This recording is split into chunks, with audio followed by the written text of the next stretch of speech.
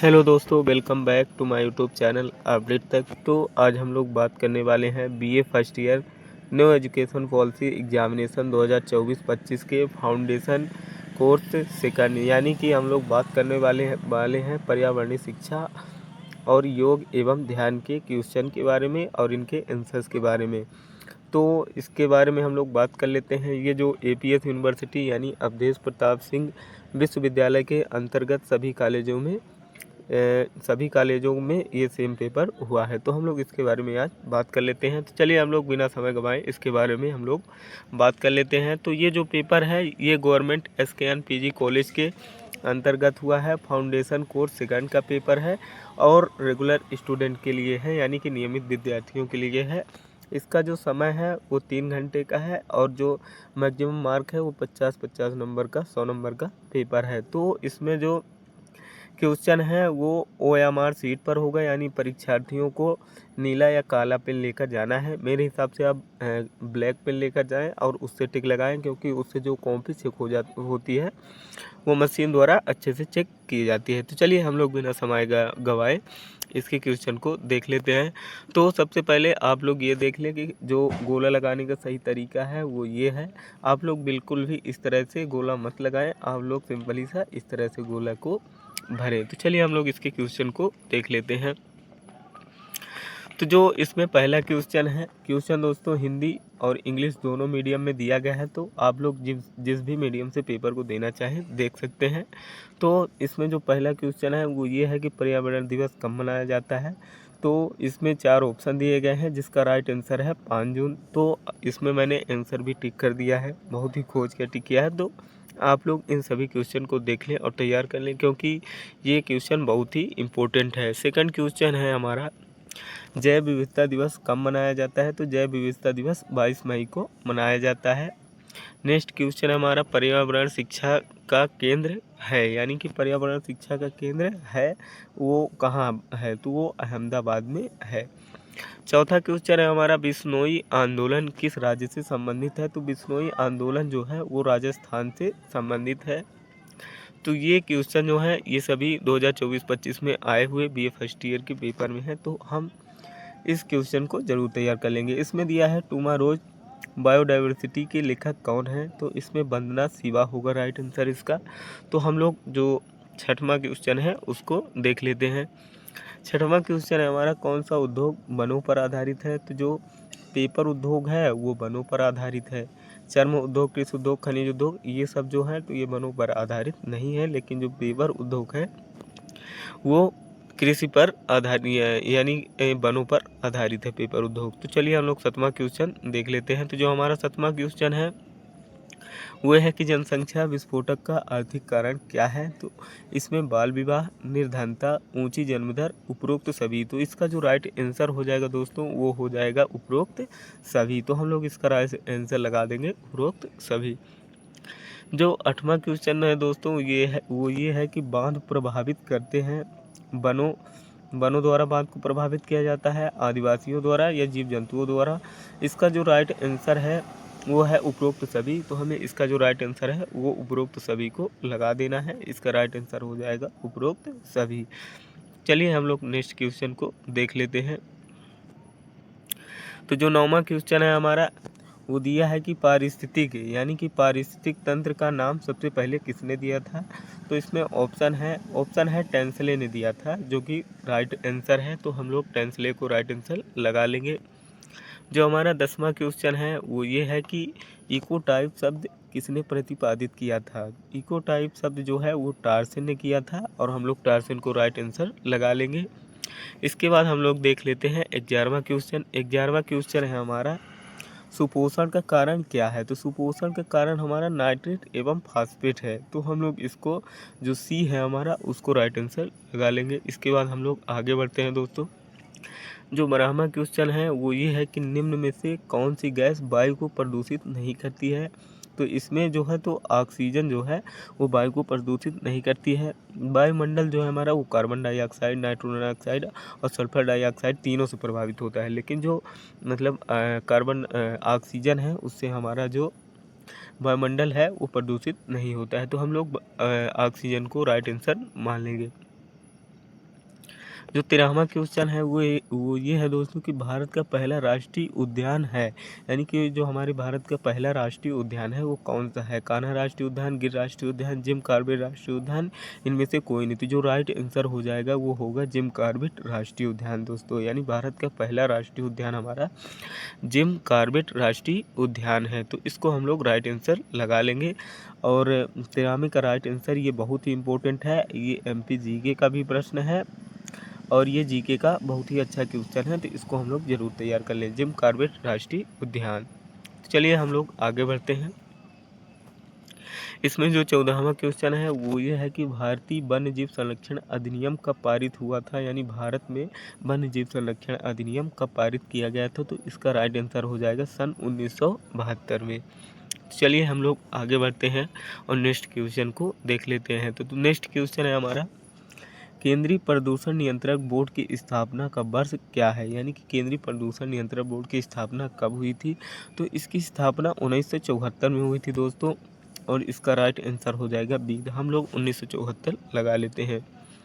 इसके बाद हम लोग नेक्स्ट क्वेश्चन देख लेते हैं। नेक्स्ट क्वेश्चन है हमारा, सुपर बग की खोज किसने की थी, यानी सुपर बग की खोज किसने की थी। और जो क्वेश्चन है दोस्तों वो हिंदी और इंग्लिश दोनों मीडियम में दिया गया है। तो हम लोग जो 16वां का क्वेश्चन 16वां का आंसर हम लोग लगा लेंगे आनंद मोहन चक्रवर्ती, यानी इसका राइट आंसर हो जाएगा सुपर बग की खोज आनंद मोहन चक्रवर्ती ने की थी। तो चलिए हम लोग 17वां क्वेश्चन देख लेते हैं, यानी अपना नेक्स्ट क्वेश्चन देख लेते हैं। तो इसमें लिखा हुआ है भारत का पहला जैव आरक्षित क्षेत्र कौन सा है। तो जो भारत का जैव आरक्षित क्षेत्र है दोस्तों वो है कच्छ, यानी रन ऑफ कच्छ इसको हम लोग बोल सकते हैं। ये चूँकि इंग्लिश में दिया हुआ है इसलिए रन ऑफ कच्छ लिखा है, लेकिन अगर कहीं भी आपको कच्छ दिखे, भारत का पहला ये जैव आधारित क्षेत्र है, तो हम लोग उसको कच्छ, यानी कि आपका डी आंसर जो है वो सही हो जाएगा और हमारा जो कच्छ है वो सही हो जाएगा। तो हम लोग जो 18वां क्वेश्चन है उसको देख लेते हैं। तो जो हमारा 18वां क्वेश्चन है वो ये है कि बाघ परियोजना, यानी कि बाघ परियोजना किस वर्ष शुरू की गई थी। मध्य प्रदेश में बाघ परियोजना 1973 में शुरू की गई थी। तो जो बाघ परियोजना है वो 1973 में शुरू की गई थी।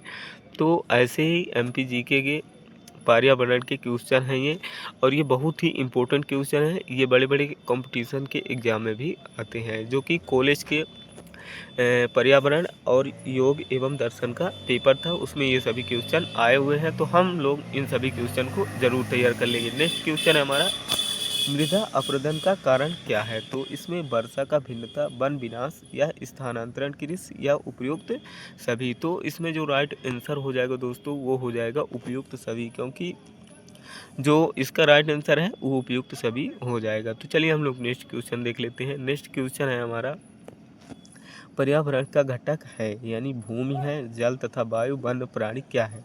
तो इसमें हम लोग लगा देंगे उपरोक्त सभी। जो हमारा राइट आंसर होगा दोस्तों वो हो जाएगा उपरोक्त सभी। पर्यावरण का घटक जो है वो डी आंसर सही हो जाएगा, यानी कि उपरोक्त सभी।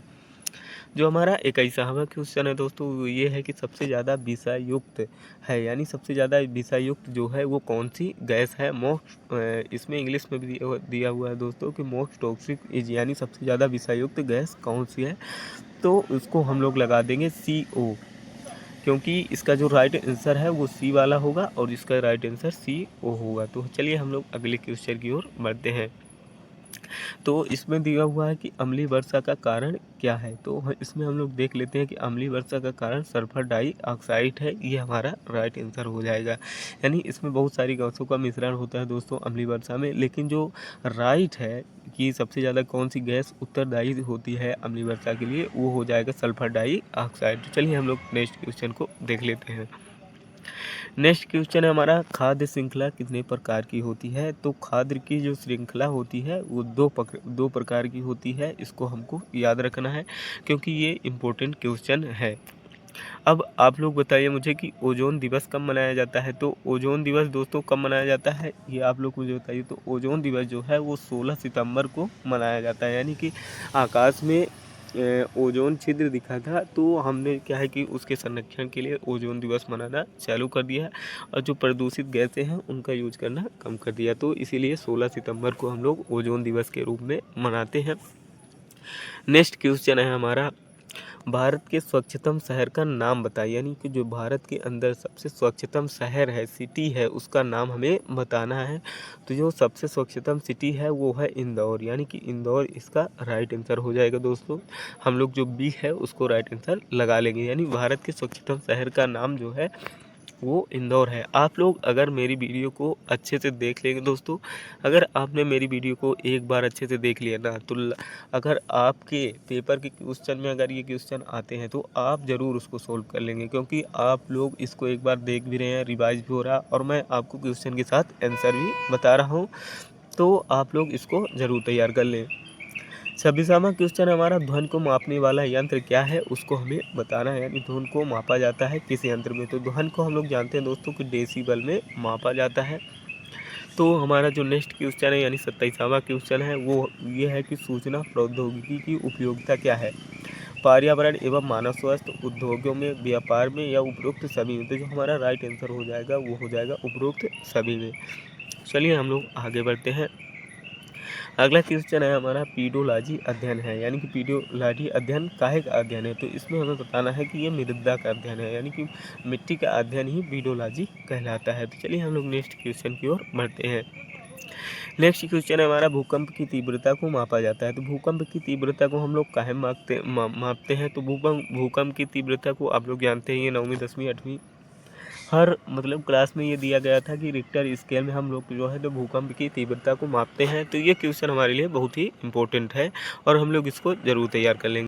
तो जो हमारा अगला क्वेश्चन है दोस्तों, हम लोग उसको देख लेते हैं। तो जो हमारा अगला क्वेश्चन है वो ये है कि पर्यावरण अध्ययन की प्रकृति कैसे होती है, यानी कि पर्यावरण अध्ययन की प्रकृति जो है वो कैसे होती है। तो जो पर्यावरण की प्रकृति होती है ना वो बहुआयामी होती है। इसको हमें तैयार कर लेना है और इसको हमें बहुत ही अच्छे से याद कर लेना है कि पर्यावरण की जो प्रकृति होती है वो बहुआयामी होती है। इसके बाद हम लोग दोस्तों नेक्स्ट क्वेश्चन में चलते हैं और उसको तैयार कर लेते हैं। तो जो नेक्स्ट क्वेश्चन है हमारा वो ये है कि विश्व पशु कल्याण दिवस कब मनाया जाता है। तो इसमें मैंने दोस्तों खोजा कि जो विश्व पशु कल्याण दिवस है उसका इसमें जो आंसर है वो 4 अक्टूबर होना चाहिए और इसमें दिया नहीं गया है दोस्तों। तो शायद हो सकता है ये मिस प्रिंट हो गया हो। तो आप लोगों को अगर 4 अक्टूबर कहीं दिखता है, यानी कि अगर क्वेश्चन कहीं भी आए, चाहे कंपटीशन के एग्ज़ाम में, कॉलेज के एग्ज़ाम में, स्कूल के एग्ज़ाम में या कहीं भी आए कि विश्व पशु कल्याण दिवस कब मनाया जाता है, तो उसको हमें 4 अक्टूबर ही लगाना है। अब इसमें क्या होगा ये आप लोग मुझे ज़रूर बताएं। तो नेक्स्ट क्वेश्चन है हमारा, विश्व वन्य जीव कोष की स्थापना कब हुई थी। तो इसका राइट आंसर हो जाएगा 1991, क्योंकि विश्व कोष की स्थापना जो है वो 1991 में हुई थी। चलिए हम लोग नेक्स्ट क्वेश्चन देख लेते हैं। नेक्स्ट क्वेश्चन हमारा, राजा जी राष्ट्रीय उद्यान स्थित है, यानी राजा जी राष्ट्रीय उद्यान कहाँ स्थित है। तो इसका राइट आंसर हो जाएगा उत्तराखंड में। राजा जी राष्ट्रीय उद्यान जो है वो उत्तराखंड में स्थित है। इसका राइट आंसर सी हो जाएगा दोस्तों। चलिए हम लोग अगला नेक्स्ट क्वेश्चन देख लेते हैं। नेक्स्ट क्वेश्चन है हमारा, जैव विविधता है, यानी कि हमें बताना है कि जैव विविधता क्या है। तो जैव विविधता जंतुओं की विविधता है, वनस्पतियों की विविधता है, जीवों की विविधता है, यानी कि जैव विविधता जो है वो उपयुक्त सभी है। तो इन सभी क्वेश्चन को हमें तैयार कर लेना है। ये एग्जेक्टिव टाइप क्वेश्चन है, बहुविकल्पीय प्रश्न है, हमें इन्हें ज़रूर तैयार कर लेना है। तो हमारा 35वां क्वेश्चन है दोस्तों, निम्न में से कौन जैव निम्नीकरण प्रदूषण है। तो जो जैव निम्नीकरण प्रदूषण है वो पॉलीथीन द्वारा होता है, यानी जो जैव में खतरा है वो पॉलीथीन द्वारा बहुत ज़्यादा बढ़ रहा है। तो अगर आपने अभी तक मेरे चैनल को सब्सक्राइब नहीं किया है तो कर ले, क्योंकि ये वीडियो आप लोग लास्ट तक बने रहें, बहुत ही इंपॉर्टेंट होने वाली है। तो जो 36वां क्वेश्चन है यानी 36 क्वेश्चन है वो हमारा ये है कि भारत में जैव आरक्षित कार्यक्रम की शुरुआत हुई थी वो कब हुई थी। तो उसकी शुरुआत हुई थी 1986 में। ये हमारे लिए बहुत ही इंपॉर्टेंट क्वेश्चन है। हम लोग नेक्स्ट क्वेश्चन को देख लेते हैं, यानी 37 क्वेश्चन को देख लेते हैं। 37 क्वेश्चन है हमारा, लाल आंकड़ा पुस्तक में कौन सी प्रजातियों को रखा जाता है, यानी कि लाल आंकड़ा एक पुस्तक है उसमें किस प्रजातियों को रखा जाता है। तो इसमें हम लोग देख लेते हैं कि विलुप्त होने की कगार पर, खतरे की कगार पर, दुर्लभ प्रजाति। तो इसमें हम लोग देख लेते हैं कि इसका जो राइट आंसर हो जाएगा वो हो जाएगा उपरोक्त सभी, यानी लाल आंकड़ा पुस्तक में हम लोग जो विलुप्त होने की कगार पर रहते हैं उन्हें रखते हैं। हम लोग नेक्स्ट क्वेश्चन देख लेते हैं दोस्तों। नेक्स्ट क्वेश्चन हमारा, भारत द्वारा विश्व को प्रदान की गई फसल नहीं है। भारत द्वारा विश्व को प्रदान की गई कौन सी फसल जो है वो नहीं है। तो भारत ने विश्व को जो है तो मतलब कि मक्का जो है वो भारत के द्वारा नहीं प्रदान की गई, यानी मक्का जो है वो अन्य देशों में अन्य देशों के द्वारा भारत में लाया गया है। तो इसका राइट आंसर ए हो जाएगा। जो 39 क्वेश्चन है दोस्तों उसको हम लोग देख लेते हैं। 39 क्वेश्चन हमारा, डोडो पक्षी इसका एक उदाहरण है, यानी डोडो पक्षी जो है वो विलुप्त प्रजातियों का एक उदाहरण है। यानी कि ये जो डोडो पक्षी है ये हमारे वायुमंडल से, हमारे पर्यावरण से थोड़ी थोड़ी करके विलुप्त होती जा रही है। तो जो 40वां क्वेश्चन है दोस्तों उसको हम लोग देख लेते हैं। 40वां क्वेश्चन है हमारा, ऊर्जा का पिरामिड सदैव होता है, उल्टा होता है, सीधा होता है, दोनों होता है, इनमें से कोई नहीं। तो जो ऊर्जा का पिरामिड होता है ना दोस्तों वो हमेशा सीधा होता है, इसको हमें याद रखना है। तो इसमें जो नेक्स्ट क्वेश्चन है वो ये है कि सवाना है। सवाना घास का एक मैदान है, यानी कि ये पर्यावरण से संबंधित क्वेश्चन है और ये जीके जीएस के अंतर्गत भी आता है कि सवाना क्या है। तो हमें लगा देना है कि सवाना घास का मैदान है। हम लोग नेक्स्ट क्वेश्चन को देख लेते हैं दोस्तों। जो हमारा नेक्स्ट क्वेश्चन है वो ये है कि प्राकृतिक संसाधन का उदाहरण जो है वो नहीं है। तो जल हमारे प्राकृतिक संसाधन का उदाहरण है, ऊर्जा है, भूमि है, लेकिन जो इमारतें हैं वो प्राकृतिक संसाधन नहीं है बल्कि वो स्वयं का संसाधन है। तो इसलिए हम लोग इमारतें जो है उसको राइट आंसर लगा देंगे। हमारा जो 43 क्वेश्चन है वो ये है कि जैविक घटक नहीं है। तो स्वापोषी जो है उत्पादक वो जैविक घटक है, अपघटक है, उपभोक्ता, ये सब जैविक घटक है, लेकिन जो कार्बनिक पदार्थ होते हैं ना वो जैविक घटक नहीं होते हैं। तो हमारा राइट आंसर जो होगा वो बी वाला हो जाएगा। तो चलिए हम लोग नेक्स्ट क्वेश्चन को देख लेते हैं। तो जो हमारा नेक्स्ट क्वेश्चन है दोस्तों वो ये है कि पादप प्लब क्या है, यानी कि इसमें झीलों के उत्पादक हैं। जो पादप प्लवक हैं वो झीलों के उत्पादक हैं, इसका राइट आंसर बी वाला हो जाएगा। नेक्स्ट क्वेश्चन है दोस्तों हमारा, सहजीविता प्रदर्शित करते हैं। जो सहजीविता प्रदर्शित करते हैं उन्हें लाइकेन कहा जाता है। सहजीविता प्रदर्शित करने वाले लाइकेन कहलाते हैं। जो 46 नंबर के क्वेश्चन है दोस्तों वो ये है कि गहरे सामुदायिक पानी में ऊर्जा का मुख्य स्रोत जो है वो हाइड्रोथेल्स वेंट होता है। ये हमारा जीके जीएस और पर्यावरण के अध्ययन से बहुत ही महत्वपूर्ण क्वेश्चन है दोस्तों कि गहरे सामुद्रिक पानी में ऊर्जा का मुख्य स्रोत जो है वो हाइड्रोथर्मल वेंट होता है। तो हम लोग 47 वाला क्वेश्चन देख लेते हैं। जो 47 क्वेश्चन है वो ये है कि उत्पादक हमेशा जो होते हैं वो कैसे होते हैं। तो उत्पादक के अंदर दोस्तों आप जानते ही हैं कि पेड़ पौधे, घास इत्यादि आते हैं जो कि अपना खाना है वो स्वयं बनाते हैं। तो वो शाकाहारी प्रवृत्ति के होते हैं, क्योंकि ये जो अपना भोजन है ना वो स्वयं बनाते हैं, यानी प्राथमिक उत्पाद अपना भोजन जो है वो स्वयं बनाते हैं। तो ये जो है शाकाहारी होते हैं। अब इसमें हम लोग जो नेक्स्ट क्वेश्चन है वो देख लेते हैं कि भारत के संकटग्रस्त पादप जाति में किसे सम्मिलित किया गया है। तो इसका जो राइट आंसर हो जाएगा कि भारत के संकटग्रस्त पादप जाति में जो है तो बबूल को, यानी कि बबूल को रखा गया है। इसका राइट आंसर बी वाला हो जाएगा। जो 49 क्वेश्चन है दोस्तों ये है कि क्षोभ मंडल और ताप मंडल किससे संबंधित है। तो क्षोभ मंडल और ताप मंडल जो है वो वायुमंडल से संबंधित है, यानी क्षोभ मंडल और ताप मंडल जो है वो वायुमंडल में ही है। चलिए हम लोग नेक्स्ट क्वेश्चन को देख लेते हैं। तो 50वां क्वेश्चन है हमारा, यानी कि पर्यावरण का लास्ट क्वेश्चन है। यह है भूमंडलीय ताप का कारण क्या है। तो भूमंडलीय ताप का कारण जो है वो ग्रीन हाउस गैसों में वृद्धि है, जो कि भूमंडल का जो ताप है वो बढ़ रहा है। वो क्यों बढ़ रहा है, ग्रीन हाउस गैसों की वृद्धि हो रही इसलिए बढ़ रहा है। तो दोस्तों अब हम लोग पार्ट बी यानी योगा एंड मेडिटेशन, योग एवं ध्यान के क्वेश्चन को देख लेते हैं। तो योग एवं ध्यान के क्वेश्चन जो है उनको हम लोग अच्छी तरह से देख लेते हैं। तो इसमें जो अगला क्वेश्चन है यानी पहला, यानी कि 51 नंबर का क्वेश्चन है वो ये है कि योग का जनक जो है वो किसे कहा जाता है। तो आप लोगों को बहुत ही अच्छी तरह से पता है कि महर्षि पतंजलि जो है वो योग के जनक माने जाते हैं। तो योग का जनक महर्षि पतंजलि। तो चलिए हम लोग नेक्स्ट क्वेश्चन को देख लेते हैं। तो नेक्स्ट क्वेश्चन हमारा दोस्तों तो नेक्स्ट क्वेश्चन है दोस्तों हमारा, नेक्स्ट क्वेश्चन ये है कि योग का जो अर्थ है वो क्या है। तो योग का अर्थ है चित्तवृत्ति निरोध, यानी कि चिंताओं से मुक्त होना ही योग का अर्थ है। तो जो हमारा नेक्स्ट क्वेश्चन है वो ये है कि योग का अंतिम लक्ष्य क्या होना चाहिए, यानी कि योग का अंतिम लक्ष्य क्या है। तो कैवल्य, यानी कि जो कैवल्य है वही योग का लक्ष्य है। बी वाला हमारा राइट आंसर हो जाएगा। जो 54वां क्वेश्चन है उसका क्वेश्चन ये है कि प्रणव मंत्र किससे संबंधित है। तो प्रणव मंत्र जो है वो ईश्वर से संबंधित है, यानी कि ईश्वर के लिए इसे समर्पित किया जाता है। तो जो 55वां क्वेश्चन है उसको हम लोग देख लेते हैं। ये दिया हुआ है किस कर्म के द्वारा ईड़ा हुआ पिंगला नाली को संतुलित किया जाता है। तो वो षटकर्म है जिसके द्वारा पिंगला व ईड़ा नाली को संतुलित किया जाता है। तो चलिए हम लोग नेक्स्ट क्वेश्चन को देख लेते हैं। तो नेक्स्ट क्वेश्चन हमारा ये है कि कपालभाति में भांति शब्द का अर्थ क्या है, तेज या चमकना।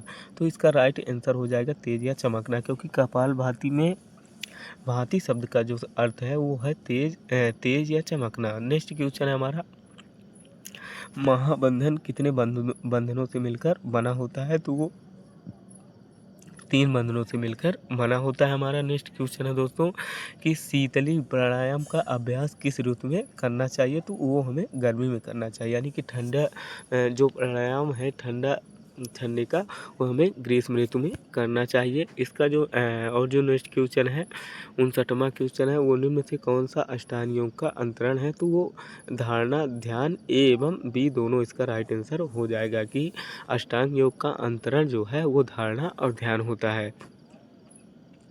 हम लोग 60 नंबर का क्वेश्चन देख लेते हैं। अहिंसा किस योगांग का प्रकार है, यानी अहिंसा जो है वो किस योगांग का प्रकार है। तो वो राइट आंसर हो जाएगा इसका सी, यानी योगा एम का अहिंसा जो है योगांग का प्रकार है। तो चलिए हम लोग नेक्स्ट क्वेश्चन को देख लेते हैं।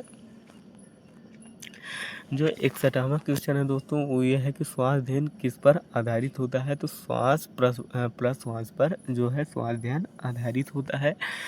तो नेक्स्ट क्वेश्चन है हमारा, मन में अंगों को कितने वर्गों में बांटा जाता है। तो 3 अंगों में बांटा जाता है।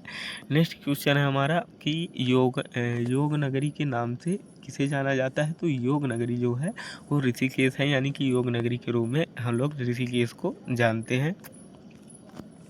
योग का उद्देश्य क्या है दोस्तों। तो शारीरिक स्वास्थ्य, मानसिक स्वास्थ्य, आध्यात्मिक स्वास्थ्य, इसका राइट आंसर उपरोक्त सभी हो जाएगा, यानी कि योग का उद्देश्य शारीरिक स्वास्थ्य, मानसिक स्वास्थ्य, आध्यात्मिक स्वास्थ्य ये सभी है। तो नेक्स्ट क्वेश्चन है हमारा, जल नेति करने के बाद क्या करना चाहिए। तो हमें कपालभाति करनी चाहिए। जल नेति के बाद हमें कपालभाति करनी चाहिए।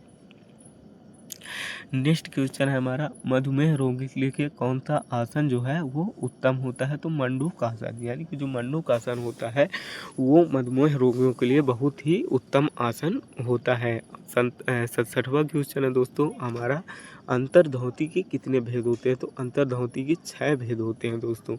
तो चलिए हम लोग नेक्स्ट क्वेश्चन यानी आगे की ओर बढ़ते हैं। 68वां क्वेश्चन है, निम्न में से किस विधि को 2 प्रकार होते हैं। निम्न में से किस विधि के 2 प्रकार होते हैं। तो कुंभक है जिसके 2 प्रकार होते हैं।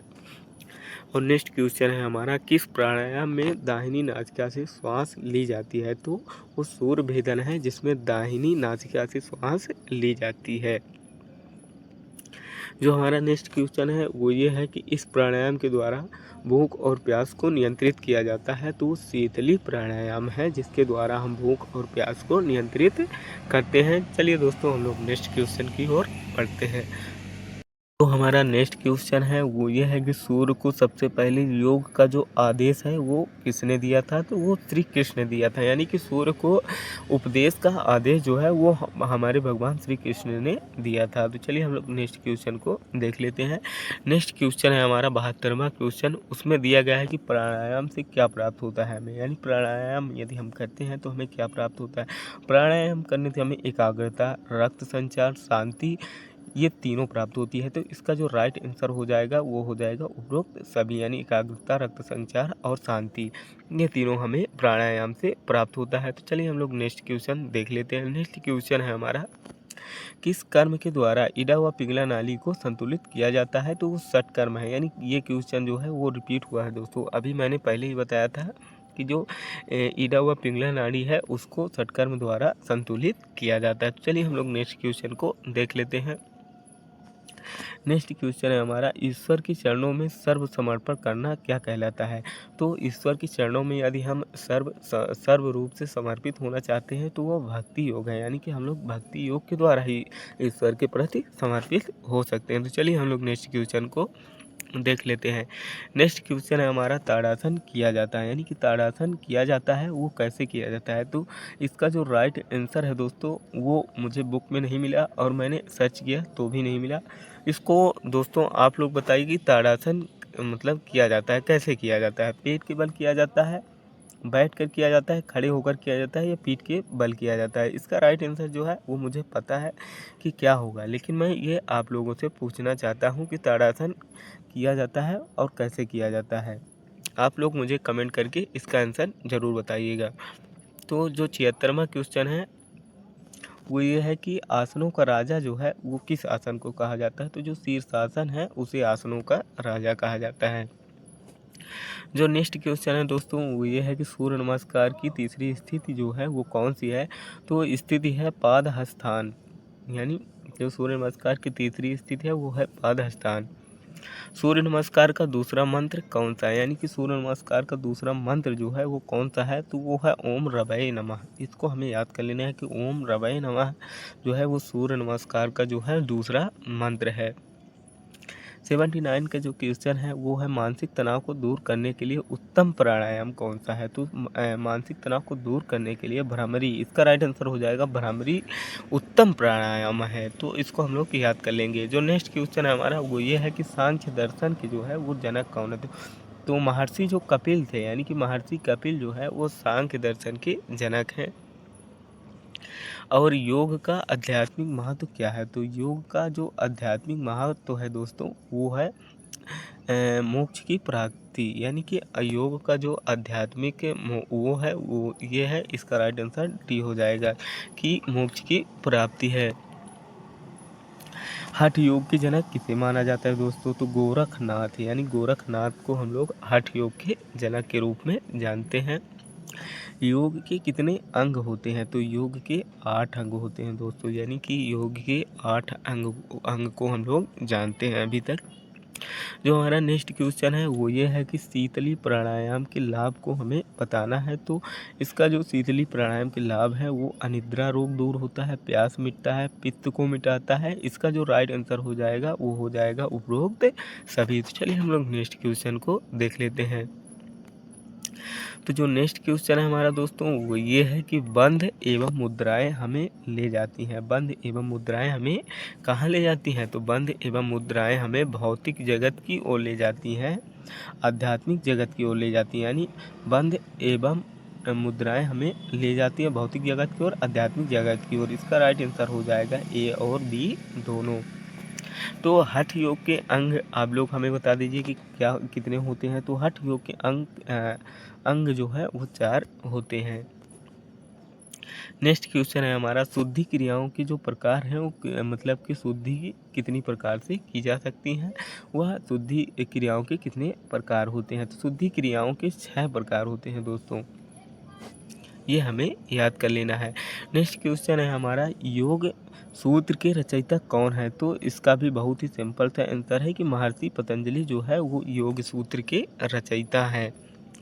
कर्म योग के कितने अंग हैं? तो कर्म योग के 8 अंग हैं दोस्तों, कर्म योग के 8 अंग होते हैं। जल नेति अंग है, यानी जल नेति अंग जो है वो कैसा अंग है? तो जल नेति अंग शुद्ध क्रिया का अंग है। नेक्स्ट क्वेश्चन है हमारा दोस्तों 91, पूरक का अर्थ क्या है? पूरक यानी कि ऐसी घटना जो कि जैसे पूरक एक ऐसी घटना होती है दोस्तों जो कि हमें निरंतर एक समय के पश्चात हमें करते ही रहना पड़ता है। तो जैसे श्वास लेना एक पूरक प्रक्रिया है, तो श्वास लेना जो है वो पूरक का अर्थ होता है। अब इसमें नेक्स्ट क्वेश्चन हमारा दोस्तों, हलासन के बाद कौन सा आसन करना चाहिए? तो मत्स्यायन होता है दोस्तों। हलासन के बाद हमें मत्स्य आयन की क्रिया को करना चाहिए। निम्न में से कौन सा षटकर्म का अंग नहीं है? तो वो उड्डयन है कि ये जो है ये षटकर्म का अंग उड्डयन जो है वो नहीं है। नेक्स्ट क्वेश्चन है हमारा दोस्तों कि अष्टांग योग के रचयिता कौन है? तो ये क्वेश्चन जो है दोस्तों रिपीट हुआ है, अभी पीछे दिया हुआ था कि महर्षि पतंजलि जो है वो अष्टांग योग के रचयिता है। तो हम लोग महर्षि पतंजलि जी को राइट आंसर लगा लेंगे। जो 95 क्वेश्चन है वो उसका क्या है कि कुंभक प्राणायाम के क्या फ़ायदे हैं? तो कुंभक प्राणायाम के हृदय मजबूत होता है, फेफड़े मजबूत होते हैं, नेत्र मजबूत होते हैं, स्मरण शक्ति मजबूत होती है। इसका हमें राइट आंसर जो है वो बताना है। तो इसका जो राइट आंसर हो जाएगा ना दोस्तों ये सभी हैं, यानी कुंभक प्राणायाम के फायदे हृदय मजबूत, फेफड़े मजबूत, नेत्र मजबूत और स्मरण शक्ति सभी जो है वो मजबूत होता है। और इसमें अगर आपको राइट आंसर लगाना है ना तो आपको इसमें जो लगाना होगा वो ये है कि ये फेफड़े जो हैं वो मजबूत होते हैं, क्योंकि इसका जो राइट आंसर है वो सभी होंगे। अगर आपको टिक लगाना है तो बी वाला इसका राइट आंसर हो जाएगा, क्योंकि कुंभक के प्राणायाम से हमें फेफड़े मजबूत होते हैं। बाकी इसका जो राइट आंसर है वो सभी हैं दोस्तों। तो नेक्स्ट क्वेश्चन है हमारा रेचक का अर्थ क्या है? तो रेचक का अर्थ है कब्ज दूर औषधि। रेचक का यही अर्थ है दोस्तों, कब्ज दूर औषधि। नेक्स्ट क्वेश्चन है हमारा 97 का कि भारत नाट्यम में मुद्राओं की संख्या कितनी है? तो भारत जो नाट्यम होता है उसमें 24 मुद्राएं होती है दोस्तों। आपको ये क्वेश्चन बहुत ही अच्छे से याद करना है, क्योंकि ये क्वेश्चन आपको एज इट इज़ परीक्षा में रखे हुए मिलेंगे दोस्तों। अगर आपने अभी तक मेरे यूट्यूब चैनल को लाइक और सब्सक्राइब नहीं किया है ना तो कर लें, क्योंकि आप लोगों के लिए मैं ये सभी क्वेश्चन क्लासेस आप लोगों के लिए लाता ही रहूँगा। जो 98 क्वेश्चन है दोस्तों वो ये है कि कपालभाति करने से कौन से रोग ठीक होते हैं? तो जो लकवा रोग है दोस्तों ना, अगर आपने कपालभाति योग कर लिया ना तो लकवा रोग आपको नहीं होगा, या हुआ होगा तो ठीक हो जाएगा। 99 क्वेश्चन है हमारा अनुलोम विलोम प्राणायाम किस पर आधारित है? तो ये तो बहुत ही सरल है कि हम लोग अनुलोम विलोम श्वास के द्वारा करते हैं। तो जो हमारा लास्ट क्वेश्चन है ये बहुत ही सरल है, और ये एज इट इज़ हर बार हर क्वेश्चन हर परीक्षा में आया हुआ है। ये है कि रामकृष्ण मिशन की स्थापना किसने की थी? तो आप लोगों को ये पता होना चाहिए कि स्वामी विवेकानंद जी ने रामकृष्ण मिशन की स्थापना की थी। तो आप लोगों ने देख लिया दोस्तों कि ये जो क्वेश्चन है ये BA फर्स्ट ईयर का है, फाउंडेशन कोर्स सेकंड है। जो विषय है वो है पर्यावरणीय शिक्षा और योग एवं ध्यान का क्वेश्चन है, और जो 50-50 नंबर का दिया हुआ है। बहुविकल्पी प्रश्न है, 100 नंबर का रहेगा, और इसका टाइम जो है वो 3 घंटे रहेगा। और इसके सभी क्वेश्चन जो हैं वो बहुत ही इम्पोर्टेंट है। PDF मैं अपने डिस्क्रिप्शन बॉक्स में इसका लिंक डाल दूँगा, आप लोग वहाँ से डाउनलोड कर सकते हैं। और अगर आपने अभी तक मेरे यूट्यूब चैनल को लाइक और सब्सक्राइब नहीं किया है तो कर लें, क्योंकि मैं आप लोगों के लिए ऐसे ही महत्वपूर्ण क्वेश्चन लाता रहूँगा। तो धन्यवाद दोस्तों।